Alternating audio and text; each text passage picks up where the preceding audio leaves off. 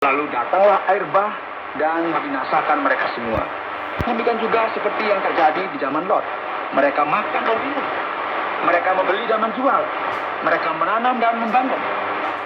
Tapi pada hari Lot pergi keluar dari Sodom, turunlah hujan api dan hujan belerang di langit dan membinasakan mereka semua. Demikianlah halnya kelak pada hari di mana anak manusia menyatakan dirinya. Barang siapa pada hari itu sedang di peranginan di atas rumah dan barang-barangnya ada di dalam rumah, janganlah ia turun untuk mengambilnya. Dan demikian juga orang yang sedang di ladang, janganlah ia kembali. Ingatlah akan istri Lot. Barang siapa berusaha memelihara nyawanya, ia akan kehilangan nyawanya.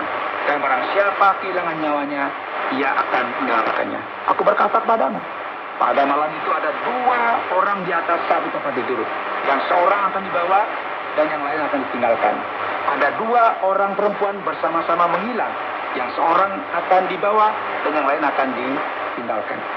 Jadi dengan jelas, saudara, Yesus berbicara tentang pentingnya bagi kita mendengarkan pesan dari kerajaan Allah ini. Karena pernyataan penuh dari kerajaan ini merupakan sesuatu yang tidak bisa kita prediksi. Kapan ada penghakiman bersamaan dengan hal ini. Jadi para murid jadi takut dan mereka bertanya kepada Yesus, di mana Tuhan? Katanya kepada mereka, di mana ada mayat, di situ berkerumun burung nasar. Saudara, di sini Yesus mengutip dari Amsal yang berbicara tentang sesuatu yang nyata. Dengan kata lain, jika kita melihat tanda-tanda ini, kita akan tahu bahwa hal ini akan terjadi. Benar yang saya kasihi, kenyataan ini sangat berbeda dari apa yang dapat kita lihat. Jadi bukalah hati saudara, kehidupan saudara, ubahlah perilaku kita setiap hari. Dan mari kita fokus kepada kerajaan Allah, melihat yang tidak kelihatan. Anda sedang mendengarkan Jalan 6 dalam rangkaian kisah Injil Lukas pasal yang ke-17 yang telah dijelaskan oleh Pak Yohanes dengan topik melihat yang tidak kelihatan. Luar biasa sekali Pak Yohanes, dan banyak sekali pertanyaan yang menanti kita untuk bisa mendapatkan jawaban dari Pak Yohanes.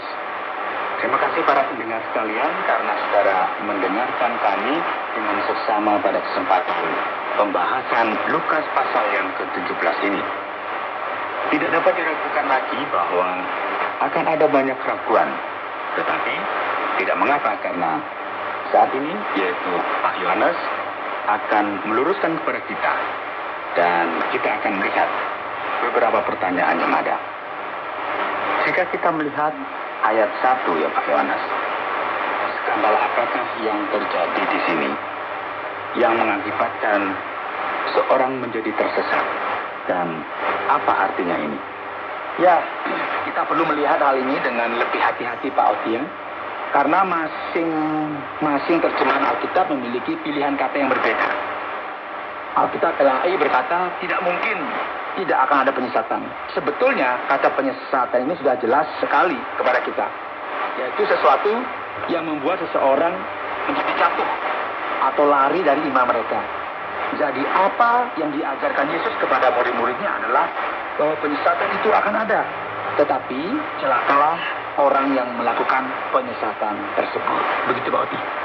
Pak Yohanes, pada saat kita berbicara tentang pengampunan, sebagaimana dikatakan dalam ayat yang keempat, bahkan jikalau ia berbuat dosa terhadap engkau 7 kali sehari dan 7 kali ia kembali kepadamu dan berkata, aku menyesal, engkau harus mengampuni dia. Dengan demikian, apakah saya harus mengampuni apabila orang tersebut minta pengampunan terlebih dahulu, Pak Yohanes? Ya, ini pertanyaan yang sulit, tentu tidak dapat diampunikan. Coba kita memperhatikan apa yang terjadi di sini. Yang menjadi bahan pertimbangan di sini adalah kesalahan yang objektif. Mari kita berpikir sejenak tentang hal ini. Apakah tidak mungkin untuk mengampuni seseorang yang tidak terlebih dahulu meminta maaf kepada kita? Bagaimana mungkin? Contohnya, jika saya membayar hutang yang tidak ada wujudnya sama sekali, nggak mungkin kan? Jika seseorang tidak datang untuk meminta pengampunan, maka tidak mungkin kita mengampuni mereka. Pendekatan ini merupakan masalah yang menyinggung dari kesalahan dan dosa. Namun ini tidak berarti bahwa jika saya memiliki masalah dengan seseorang dalam hati saya tidak akan mencoba menyelesaikannya jika orang tersebut tidak datang kepada saya terlebih dahulu. Bukan seperti itu. Yang dimasukkan di sini adalah saya tidak boleh tetap marah dan membenci seseorang. Saya perlu mengampuni mereka di hadapan Allah. Dan jika sekiranya mungkin atau perlu, saya yang harus berbicara kepada mereka terlebih dahulu. Namun jelas sekali ketika kita berpikir tentang masalah ini, seseorang hanya dapat diampuni jika mereka menyadari bahwa mereka telah melakukan kesalahan. Seperti inilah seharusnya. Contohnya, jika kita ada dalam lingkungan yang berbeda, budaya yang berbeda, jika kita melakukan kesalahan, kita tidak tahu sebenarnya apa yang salah yang telah kita lakukan. Kita tidak akan meminta maaf juga tanpa mengetahui sebelumnya apa yang salah yang telah kita lakukan. Itu contohnya. Kemudian pada saat kita berbicara tentang iman yang dinyatakan Yesus dengan cara yang berbeda ini, dapatkah kita mengertikan hal ini dengan cara pandang masa kini? Dan apa perbedaan iman zaman dahulu dengan zaman saat ini? Memang pertanyaan mengenai iman ini menarik perhatian kita. Penting sekali memang bagi kita memperhatikan apa yang terjadi di sini. Sepertinya di hari-hari ini orang cenderung mengartikan iman ini sebagai sesuatu yang sama dengan perasaan.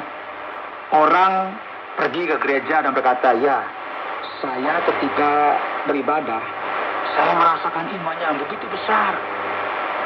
Menyala begitu ya. Tunggu dulu ya. Iman merupakan keyakinan yang kita miliki ketika kita percaya.